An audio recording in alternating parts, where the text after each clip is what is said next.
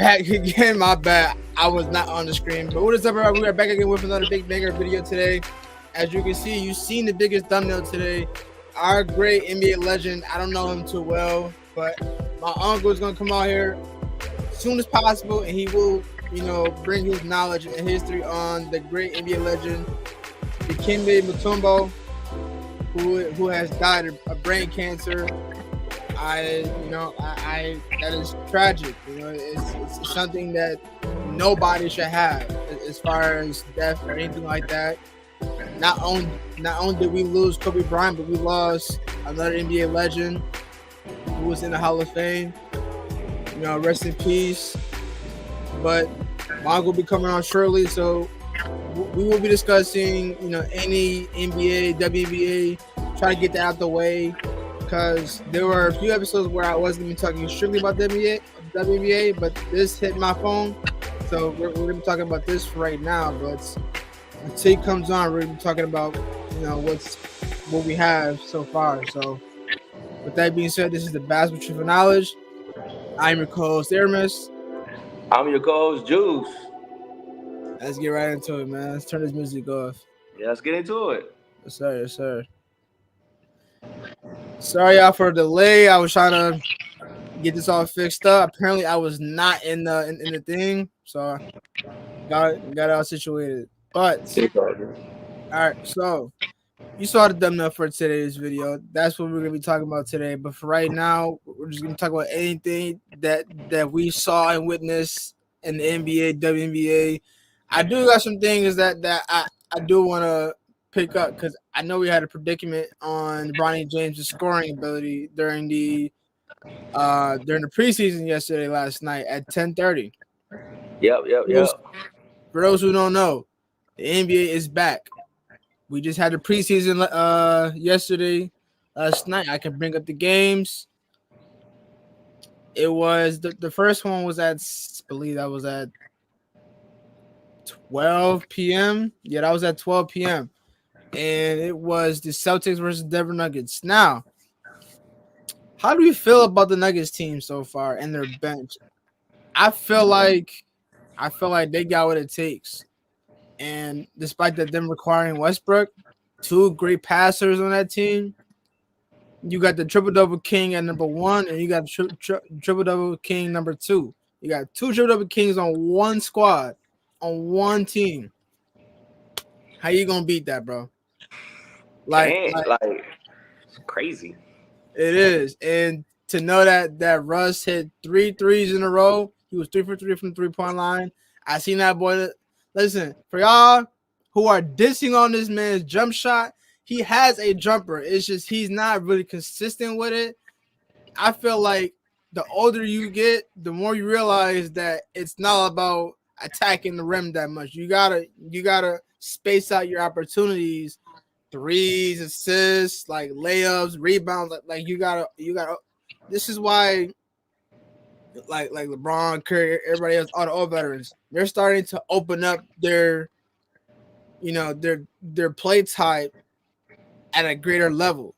That's why they're understanding the game a lot more better.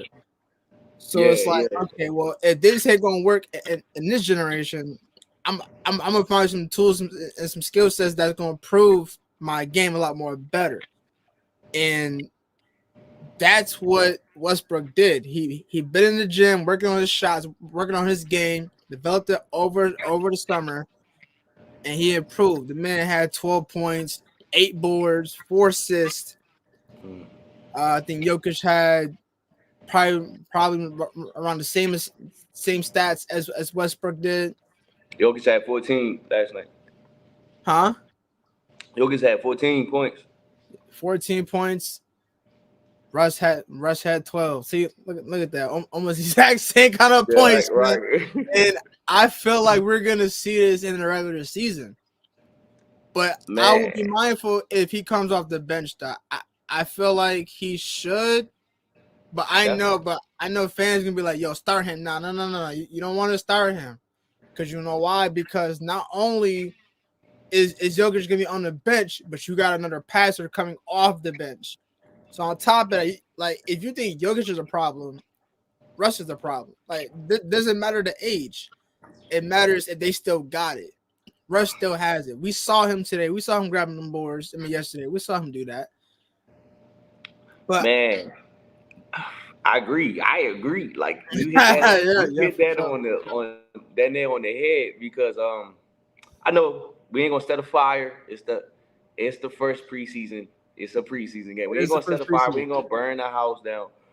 But especially still on paper, this team is still looking very scary. And then you got not only just Russ, which I'm glad to see that he's still in the NBA doing his thing, but Jokic, even though it's a preseason game, you start to see a rhythm in him already that is like, oh man, here we go again with this guy. You know what I'm saying? So, and then they got young, nice. I believe you pronounced it Brown, Christian Brown. It's like Brown. If I'm saying his name wrong, I apologize out there. But they got some young boys on there that's nice. That's nice. So I agree with you. Oh yeah, yeah. Because I think because Denver has picked up some really good people, some really good young boys in the draft. I had my list of players that they picked up from college. I gotta find them, and then I'll send you that.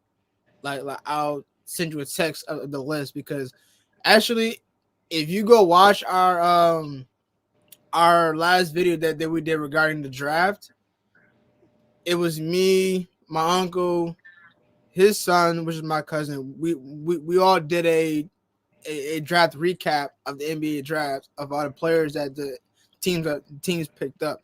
If you watch that, the Denver Nuggets picked up some really good college players, picked up some really good ones, and we saw them, and I got a glimpse of a few of them yesterday, and they looked really good. The bench was really good. They outscored Celtics bench pretty well. But it just wasn't enough because after that break going to the fourth quarter, Celtics bench, increased. They found their rhythm, they found their way, and they just, executed each play as possible. I believe everything that you said. That was like damn near in my head. I'm just sitting here thinking like you have to leave Russ on the bench because I feel like also Russ is at a stage of his life where he understands that, hey man, I'm just trying to get a ring now. You know what I'm saying? Like I'm gonna just do whatever I can to contribute to a team. And it's just the pace. They got them young boys coming off the bench. No matter what his age is, Russ is still a high energy player, man. That's what He's I'm still saying. a high energy, high IQ. So you got the starters in Murray. You can't mess up that chemistry with the team. But you also got, Oh, sorry. You also got my bad. Like Russell Wilson. I said Russell Wilson. Excuse me, not football. Russell Westbrook coming off the bench and running with these young boys, and also the great pass he is running, the IQ, man. And then honorable mention. I'm not saying it's a big wow factor, but I also see DeAndre Jordan. So it's just on paper, their team is just like, man, how do you deal with them? I mean, like not only, like did they require, like they're drafting these young, talented, rookies and these college players. On top of that, they still got DeAndre Jordan. And I feel like bringing in a guy like Westbrook. Westbrook is known for getting the young guys started. Like he's known to get everybody a chance to get a bucket. And despite him coming off the bench with the with the rookies, with the bench players, the young players, I feel like he can be able to share some of that knowledge to the young players, to the rookies, make them better. And he's going to find his chance to set them up. But because guys, for you don't know, Westbrook is known for getting everybody involved first. He's going to set up a gameplay for the young players to score first. He's gonna find an open opportunity to get the ball to you. He's not no ball hog. He's gonna find his way to get the ball to you simultaneously every time, every possession. Jokic is the same way. He likes to get his assistant first before he scores first. That's why when you got two players like that, and then like you're surrounding with good talented players, you gotta know how they're gonna play. So if Westbrook knows, okay, you got 3 shooters around you, you gotta create some space so that your shooters can be open. Like, see, the thing is, when I watch Westbrook drive into the paint about a good 4 or 5 plays, notice how he's a drawing contact and he's dishing it out. There was at least 3 Nuggets players surrounding the corner on the left wing. On the left wing, they were surrounding the corner. He could pass it to each one of them.